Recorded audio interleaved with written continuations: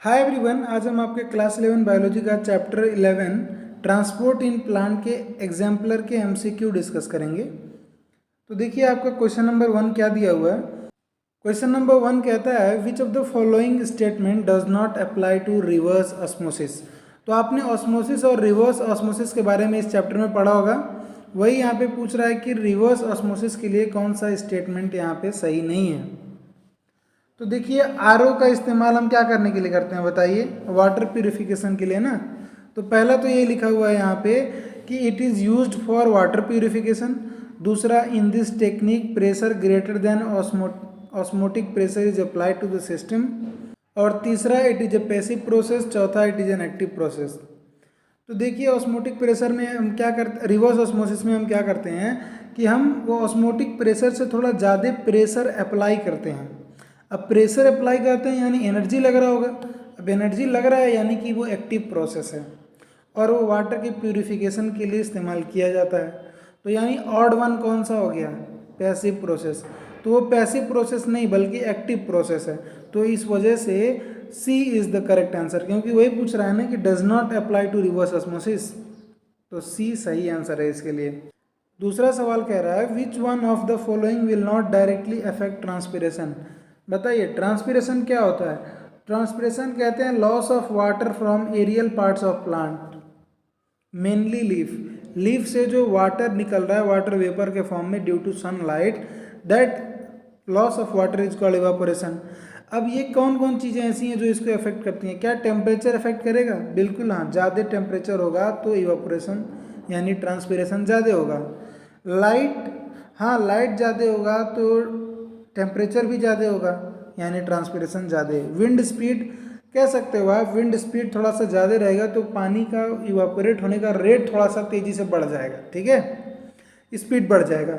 यानी wind speed से भी आपका ट्रांसपिरेशन बढ़ सकता है। लेकिन अब देखिए क्लोरोफिल कंटेंट ऑफ लीफ का क्या कोई ट्रांसपिरेशन से रिलेशन है? बिल्कुल नहीं, कोई रिलेशन नहीं है क्लोरोफिल कितना है उससे ट्रांसपिरेशन में। तो यही ऑड वन है और यही आपका आंसर है कि ये नहीं रिलेटेड है ट्रांसपिरेशन से। तो D is the right answer. Question number 3 कहता है the lower surface of leaf will have more number of stomata in a dorsiventral leaf, isobilateral leaf या बोथ या नन। तो देखिए का जो दो तरह के लीफ होते हैं आपके, एक होते हैं डॉर्सीवेंट्रल लीफ और एक होते हैं आइसोबाइलेटरल लीफ। डॉर्सीवेंट्रल लीफ यानी कि जिसमें डॉर्सल और वेंट्रल सरफेस क्लियरली विजिबल हो। और उसमें क्या होता है, डॉर्सल सरफेस पे लाइट थोड़ा ज़्यादा पड़ता है और वेंट्रल सरफेस पे लाइट कम पड़ता है। इस वजह से लीफ जो होते हैं ये डॉर्सीवेंट्रल लीफ, उसके वेंट्रल सरफेस पे स्टोमाटा थोड़ा ज़्यादा आ जाता है। वेंट्रल सरफेस यानी लोअर सरफेस पे स्टोमाटा ज़्यादा यानी हाइपोस्टोमेटिक लीफ, उसको हम क्या कहते हैं, हाइपोस्टोमेटिक लीफ कहते हैं। और ये किस में होता है, डॉर्सीवेंट्रल लीफ में होता है या डाइकॉट के लीफ में होता है। तो option number A is the correct answer. जबकि ये आइसोबाइलेटरल लीफ मोनोकॉट होता है, इसमें स्टोमाटा इक्वल नंबर में होते हैं, ऊपर नीचे दोनों। क्वेश्चन नंबर 4 बहुत बेसिक सा सवाल है, कहता है form of sugar transported through phloem is. देखिए आपके प्लांट के अंदर फोटोसिंथेसिस से जो चीज़ बनता है उसको हम ग्लूकोज कहते हैं। लेकिन अगर उसको एक जगह से दूसरी जगह ट्रांसपोर्ट करना रहे ना तो उसको सुक्रोज के फॉर्म में ट्रांसपोर्ट किया जाता है। और अगर उसको स्टोर करना हो तो उसको स्टार्च के फॉर्म में स्टोर किया जाता है। तो सवाल यही पूछ रहा है sugar transported through phloem is, तो आप क्या कहोगे बताओ, सुक्रोज, यानी ऑप्शन नंबर सी सही जवाब है। और फिर क्वेश्चन नंबर 5 में कहता है process of guttation take place. Guttation कब होता है? तो गटेशन देखिए क्या होता है, गटेशन एक ऐसा प्रोसेस है जो नाइट के समय में या अर्ली मॉर्निंग के टाइम पर होता है, जब ट्रांसपिरेशन बहुत कम हो और रूट प्रेशर थोड़ा हाई रहता है। क्या रहे, रूट प्रेशर, नीचे से रूट प्रेशर हाई रहे और ऊपर से ट्रांसपिरेशन ना हो रहा। ट्रांसपिरेशन नहीं मतलब सनलाइट नहीं हो रहा हो। ये कब होगा, नाइट के समय में या अर्ली इन द मॉर्निंग। तो क्या होता है, वाटर लिक्विड के फॉर्म में वो लीफ के सरफेस पर ड्रॉपलेट्स के फॉर्म में आ जाता है, उसी को हम गटेशन कहते हैं। तो यहाँ पे 4 ऑप्शन दिए हुए हैं और कहता है सेलेक्ट कीजिए कि कौन गटेशन के लिए सही है। तो देखिए गटेशन के लिए डायरेक्टली यही सही है कि रूट प्रेशर जब हाई हो और रेट ऑफ ट्रांसपिरेशन लो हो, बाकी ऐसा कुछ नहीं है। तो option number A he correct answer होता है, डायरेक्ट एनसीईआरटी बेस्ड है। क्वेश्चन नंबर 6 कहता है which of the following is an example of imbibition. तो आप जानते हैं जो सीड जर्मिनेट करता है कैसे, जो सीड का स्वेल हो रहा है वो वाटर को इम्बाइब करके ही स्वेल हो जाता है, ठीक है।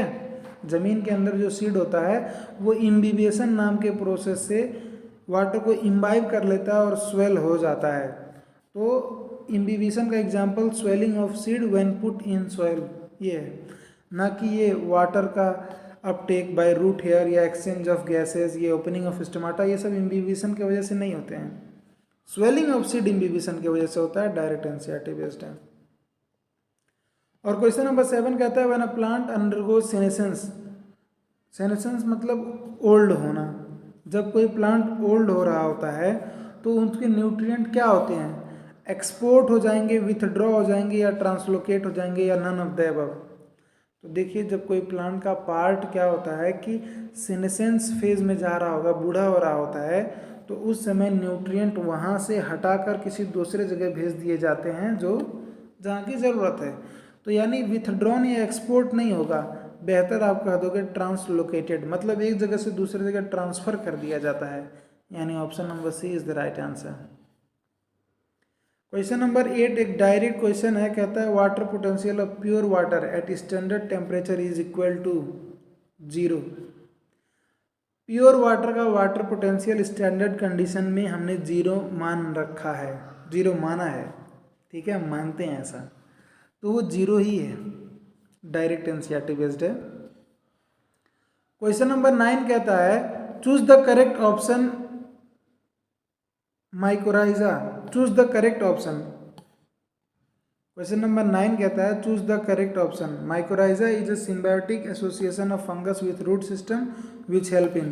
तो बिल्कुल माइकोराइजा क्या होता है, एक सिम्बायोटिक एसोसिएशन होता है between fungi and root of higher plant. तो ये किस चीज़ में मदद करता है, वो एब्जॉर्प्शन ऑफ वाटर में या मिनरल न्यूट्रिएंट्स में या ट्रांसलोकेशन में या गैसियस एक्सचेंज में। 4 ऑप्शन दिए हुए हैं आपके साथ और उसके बाद सेलेक्ट करना है कि ओनली ए, ओनली बी या बोथ ए एंड बी या बोथ बी एंड सी। तो देखिए जो ये माइकोराइजा होता है ना, ये वाटर के एब्जॉर्प्शन में मदद करता है, और जो मिनरल होते हैं इसी वाटर में ही तो रहेंगे, यानी इन दोनों चीज़ों के एब्जॉर्प्शन में मदद करता है, ठीक है। ट्रांसलोकेशन में ऐसा कोई उसका रोल नहीं है, तो आप कहोगे both A and B is the right answer, ठीक है। तो mycorrhiza helps both in absorption of water and mineral nutrients. Question number 10 में एक फिगर दिया हुआ है, ए यहाँ पर, बी यहाँ पर, बीच में सेमी परमिएबल मेम्ब्रेन दिया हुआ है, यहाँ पे सॉल्यूट है दिए हुए हैं, और ब्लू वाला जो है आपका वाटर है, यानी सॉल्वेंट है। अब इस डायग्राम के हिसाब से आपके कुछ सवाल पूछे गए हैं, उन सवालों के जवाब देना है आपको। कहता है movement of solvent molecule will take place from chamber A to B. क्या ये जो चैम्बर ए है जहाँ पे सॉल्यूट कम है और यहाँ पे सॉल्यूट थोड़ा ज़्यादा है, यही दिखाया है ना, ये ए है और ये बी है। कह रहा है सॉल्वेंट का मॉलिक्यूल ए से बी की तरफ मूव करेगा, दोनों के बीच में यहाँ सेमी परमिएबल मेम्ब्रेन है, मैंने दूर दूर बना दिया।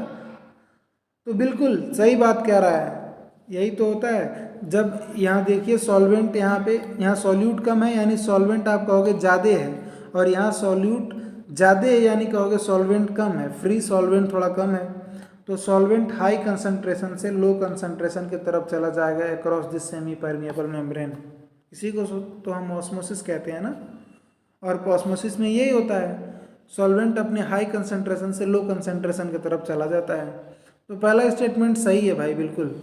और दूसरा statement movement of solid will take place from A to B, solute का मूवमेंट नहीं होता, गलत स्टेटमेंट है। Semi permeable is a pre request for this purpose to occur. Semi permeable membrane की ज़रूरत पड़ती है इस प्रोसेस के लिए, बिल्कुल ज़रूरत पड़ती है। और कहता है direction and rate of osmosis depend on both the pressure gradient and concentration gradient. ये भी सही है, ऑस्मोसिस किधर होगा और किस रेट से होगा, ये प्रेशर ग्रेडियंट, प्रेशर का डिफरेंस कितना है और कंसंट्रेशन का डिफरेंस कितना है, इन दोनों चीज़ों पर डिपेंड करता है। तो बिल्कुल सही है, चौथा ऑप्शन भी सही है, ठीक है। पहला, तीसरा और चौथा सही है। सवाल क्या था अपना, सवाल यही था based on the figure which of the following statement is not correct. तो नॉट करेक्ट क्या है आपका, बी वाला ऑप्शन नॉट करेक्ट है, यानी यही आंसर है। Question number 11 again match the following है, कहता है पहला leaf, seed, root, aspirin, plasmolyse cell और इधर anti transparent, transpiration, negative, OP, imbibition, absorption दिया हुआ है, मैच कराइए। तो मेरे ख्याल से आप लीव्स के थ्रू कहेंगे ट्रांसपिरेशन नाम का प्रोसेस होता है, तो उससे मैच करा दीजिए। सीड ये इम्बिबिशन शो करता है, वाटर को इम्बाइब कर लेता है, तो उसके साथ मैच करा दीजिए। रूट जो होते हैं वाटर के एब्जॉर्प्शन में मदद करते हैं, तो उससे मैच करा दीजिए। और एस्पिरिन जो है आपका एक तरह से एंटी ट्रांसपेरेंट की तरह काम करता है, तो उससे मैच कराइए। और प्लाज्मोलाइज सेल जो होता है उसका नेगेटिव ऑस्मोटिक पोटेंशियल होता है, तो उससे मैच करा दीजिए। तो आप देखिए ए का किससे कराना था, बी के साथ, ए का आपका बी के साथ, A leaf transpiration, B seed, seed का किससे कराना था, इम्बिबिशन के साथ, यानी 2 का 4, बी का 4 यहाँ पे एक तो दिया हुआ है, चलिए उससे मैच करा रहे हैं। और उसके बाद रूट के थ्रू क्या हो रहा है, एब्जॉर्प्शन, सी का 5 हो रहा है, सी का 1 यहाँ दिया हुआ है, ऑप्शन गलत दिए हुए हैं यहाँ पे, ठीक है, ये सही है। क्वेश्चन नंबर 11 क्या कहता है, मार्क द मिसमैच्ड पेयर।